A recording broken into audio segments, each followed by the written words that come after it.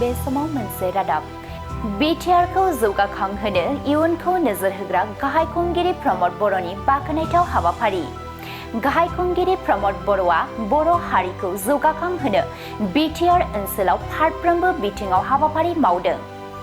गाहाय खुंगिरि प्रमद बर'आ सान्दुं अखा बार मोनथियालासे गासैबो बिथिङावनो मेंनो रोङै हाबा मावदों जायनि जाहोनाव बर' हारिया मुलुग दरबाराव सिनायथि मोनगासिनो दं गोसोनि इच्छा थायोबा गासैबो मोजां खामानिखौ मावनो हायो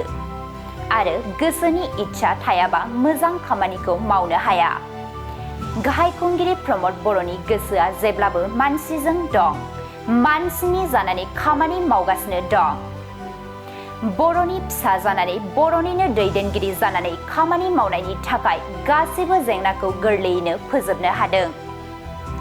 बे बाथ्राखौ बुंदों मावफुं सोद्रोमा रनजित बसुमतारिया मावफुं सोद्रोमा रनजित बसुमतारिया बुंबावदों फिन खनसेबाव गाहाय खुंगिरि प्रमद बर'नि दैदेननायाव नैथि फेज दिनै फरेस्ट एरिया लेन्ड टाइटेल सार्टिफिकेटखौ राननो थांगासिनो दं लाइमुथियाव 862 नखरफोरनो हानि फरेस्ट एरिया लेन्ड टाइटेल सार्टिफिकेटखौ रानजेनबाय गासै बिटिसिआव 14,000 लेन्ड सार्टिफिकेट रानगोन बिटिआर सरकारा फैगौ समबाराव निसिमायाव 2,000सो लेन्ड सार्टिफिकेट रानगोन बिटिआर सरकारा दिनैसिम 3,25,000 सुबुंफोरनि हानि जेंनाखौ फोजोबबाय बिसायख'थिनि मडेल कड अफ कन्डाक्ट जानायनि सिगां 62,000निफ्राय 70,000सिम हानि पाट्टा होनो थियारि जादों 17 आगस्तनि सिगां मडेल कड अफ कन्डाक्ट जायोब्ला बेनि सिगां बिथांमोननो फरेस्ट लेन्ड टाइटेल सार्टिफिकेट राननो थियारि होननानै मावफुं सोद्रोमा रनजित बसुमतारिया बुंबावदों बे हाबाफारियावनो इएम रनजित बसुमतारिजों लोगोसे लकसभानि एमपि जयन्त बसुमतारि राज्य सभानि एमपि रोनगोरा नार्जारि 13 नं चिरां समष्टिनि इएम साइखं बसुमतारि आरो काजलगांव फरेस्ट डिभिजननि डिएफअ कुन्जन बसुमतारि फरेस्ट बिफाननि सरकारि मावसुमाफोर जिल्ला थाखो आरो ब्लक थाखोनि इउपिपिएल बिबानगिरिफोरजों लोगोसे गोबां रायजो राजाफोराबो बाहागो लादों मानव गेदेर श्री प्रमद बर' बिथांनि दैदेननायाव सेकेन्ड पेज जोङो दिनै फरेस्ट एरिया लेन्ड टाइटेल सार्टिफिकेटखौ राननो थांगासिनो दङ आरो जों लाइमुथियावहाय 862ता नखरनो जोङो टाइटेल सार्टिफिकेटखौ रानजेनबाय गासै जोंनि बिटिसिआव 14,000 जोङो लेन्ड टाइटेल सार्टिफिकेट रानगोन गाबोननि अखानायै समबारखालि जोङो निसिमायाव जोङो 2,000सोनि रानगोन बेफोरबायदिनो खामानिया जालांबाय थासिगोन जोंनि सरकारा दिनैसिम 3,25,000 मानसिनि हानि जेंनाखौ फोजोबबाय आरो बावैसो जोङो इलेक्सननि एमसिसि जानायनि सिगांसिम जोङो 60,000 to 70,000 मानसिनो हानि पाट्टा होनो थाखाय रेडि 862ता नखरनि थाखाय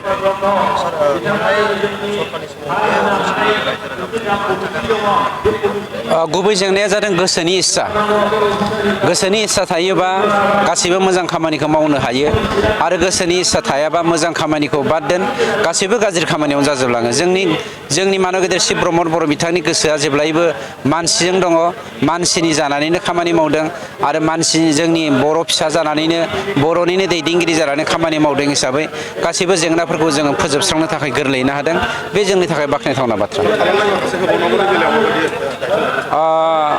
जोंनि बे हालामावहाय ओरैनो गोबोरखि आरो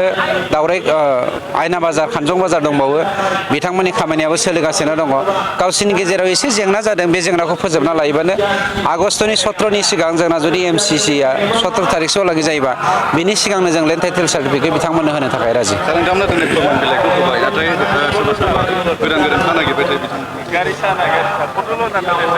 मानसि महरै साबसिननिफ्राय साबसिन नागिरो बेवहायनो जोङो खैफोदाव गोग्लैनाङो नोंथांमोननि मिडियानि गेजेरजों बेखौनो खावलायदों जोङो बड'फानि जा सानस्रि गेरेमसा हारि दानायनि सिमां बेखौ जोङो जाफुंसार होनोब्ला जोङो लेखा गोरोंल' जानानै जानाय नङा जोङो गासैबो बिथिङाव जोङो समानै नायनांगोन रांखान्थि बिथिंखौबो नायनांगोन समाजखान्थि बिथिंखौबो नायनांगोन आरो सोलोंथाइ बिथिंखौबो नायनायजों लोगोसे जोंनि आगसि आगदा थानाय जोंनि नसुंसेयाव थानाय जोंनि बारियाव थानाय हाग्रा बिफां लाइफां फिथाइ सामथाइ गासैखौबो जों नोजोर होनांगोन होमबासो जों गेरेमसा हारि दानो हागोन जे हाग्राजों लोगोसे जों थानांगोन बेयावनो जों संसार जानांगोन मिथिंगाखौबो जों सोमखोर लाखिनांगोन होमबासो जोंनि ओनसोलखौ जों समायनायै जों लाखिनो हागोन आरो सुबुङा थांनानै थानो हानायनि मोनसे लामाखौ जों मोनगोन। सार गोबां आरो दंबावो बोथोरखौ नायोबा हाग्रानि संरैखाथि खालामनांगौ दा बेखौ गासै बाथ्रा लानाय नोंथांमोना मा मेसेज माबायदि खामानि मावो? बेखायनो जोङो बुंदों मा मानसि थांनानै थानो थाखाय हाग्राया गोनांथार खारन हाग्रानिफ्रायसो दंफां लाइफांनिफ्रायसो जों अक्सिजेन मोनो आरो मानसिया अक्सिजेन जानानै थांनानै थानो थायो गतिके हाग्रा थायोब्लासो दंफां लाइफां थायोब्लासो मानसिया थांनानै थानो हागोन गतिके जोंनि ओनसोलखौ जों रायजोफोरखौ जों एवारनेस लाबोदों जे नों रायजो जानायाव जोङो मदद दङ खिन्थु बिफां लाइफांखौ जों नस्थ' खालामनो नाङा जों गायबावनांगोन जों गायनानै थानांगोन गतिके बेबायदि मोनसे जोङो रायजो राजाफोरनि गेजेराव एवारनेस लाबोदों आरो आं सानो जे जोंनि ओनसोलावहाय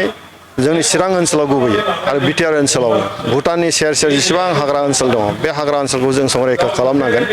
आरो बे संरैखा खालामनायाव जोंनि आइ आफा रायजोफ्राबो मदद होनांगोन सरकारजों लोगोसे थांनानै थानायनि लामाखौ सरकारा होगोन आरो हाग्राखौ संरैखा खालामनाया जोंनि आइ आफा रायजो राजाफोरनिबो बिबान जागोन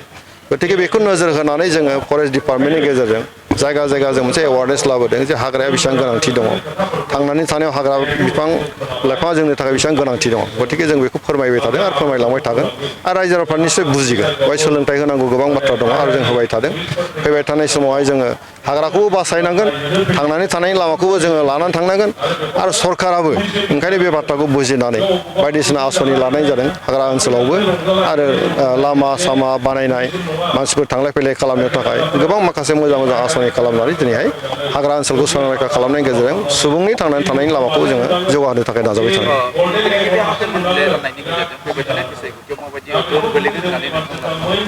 बेथ' बुजिनायाव गोरलै खारन जोंनि प्रमद बर' मानगां बिथांनि दैदेननायाव बिटिसि सरकारा सासे मोजां दिथागिरि हिसाबै खामानि मावबाय थादों सरकारनि बिगोमाया जाबाय मा प्रमद बर' आरो बिथाङा सरकारनि दिथागिरि दा जोंनि बिटिसिनि सिङावहाय 35 लाख मानसिफोर दङ 35 लाख मानसिफोरनि गेजेरावहाय जोंनि ट्राइबेल सुबुंफोर गोबां दं हाग्रा ओनसोलाव रायजो जानाय दा बे हा गैजायै मानसिफोरनो हा होनाया जाबाय सासे बिमा बिफानि दायित्व गोनां खामानि दा बिथाङा सासे गार्जेन महरै हाग्रा ओनसोलाव रायजो जानाय हा गैजायै मानसिफोरनो दिनै हा होबाय गतिके हा मोनग्रा मानसिफ्राथ' खुसि जागोन गतिके आं मोनोबाथ' आं अननायखौ होयोबाथ' अननायखौ आं मोनगोन गतिके जोंहा मोनसे बिसास दङ रायजोनि मोजांनि थाखाय जुदि जों खामानिखौ मावदोंबा रायजोफ्रा निश्चय जोंखौ अनगोन गथ' राजनिति भाबैथ' बे बयबो बुजिखागोन बेखौ गतिके बिथांमोनाथ' सोरखौ अनगोन दालाय बे सरकारखौनो अननांगोन जोंनि मानगोनां प्रमद बर'खौनो अननांगोन बे मोनसे कर्तब्यनिसो खोथा बेखौ नों बुजायलायनाङा जोंथ' हा होनानै दिनै जों भट होनांगौथ' जों बुङाखै खिन्थु जों नोंथांनो थांनानै थानायनि थाखाय जों लामा होबाय दिनैनिफ्राय नों होखारजाला बेयावनो रायजो जानो हासिगोन बेखौ मोननायनि उनाव बिनि गोसोआ मा जागोन बेथ' अट'मेटिकेलि प्रमद बर'खौ गोसोखांगोन नङा होमबा गतिके जोङो अननायनि गेजेरजों नोंनि जेंनाखौ सुफुंनायनि गेजेरजों सरकारा खामानिखौ मावबाय थादों गतिके सरकारा मोजां होननानै बयजोंबो गनायजादों आरो जों रायजो राजानि अननायखौ जों मोनगोन। सार बे खेत्रआवनो जोङो गोबां मानसिफोरखौ नुनो मोनो जायगायावनो लायो जायगायाव फाननानै गुबुन गुबुन खालामबाय थायो बिसोरखौ मा बुंबावनो ना बेहाय आयेनगत भाबै बेहाय स्पस्ट' जि लेखाखौ जों होदों दिनैहाय डकुमेन्टखौ जों होदोंबा बे खुनु ट्रेन्सफारेबल नङा आंनि नामै जुदि मोनदोंबा इनलाइन टाइटेल बेखौ आंनि फिसा फिसौआ मोनलांगोन खिन्थु आं बेखौ सोरनोबा नार्जारि बसुमतारी आं फाननो हाया रावबो बेखौ लांनो हाया फाननोबो हानाय नङा दा खोथाया जाबाय जेला रायजो जायै जागोन बनाय जों मोनसे बेबस्था खालामहैगोन रिजार्भ फरेस्ट रिजार्भआव थांगोन दा लेन्ड एन्टाइटेलमेन्टल'सो जों होदों माने नोंदि बहाय दखल खालामनानै लाबाय बेखौ भारत सरकारनो गनायथि होबाय बेयाव रायजो जानो थाखाय दा बेखौ जोङो लासैनो रिजार्भ फरेस्टआव थांगोन बियो दा फरेस्ट भिलेज थाया होमबा फरेस्ट भिलेजाव थांगोन दा फरेस्ट भिलेजनिफ्राय रेभिनिउ भिलेजाव लांनो हायो दा जोङोहाय चिरां जिल्लायाव माखासे फरेस्ट भिलेजखौ रेभिनिउ भिलेजाव जों लांनो नागिरदों मोनसे स्टेज दं बे स्टेज अनुजायै थांबाय थागोन गतिके दिनै जायफोर लेखाखौ जों होदों बे लेखाखौ रावनोबो जों ट्रान्सफार खालामनो हाया बिथांमोना होनो हानाय नङा आरो बे आयेनगत भाबै खुनु एलाउ नङा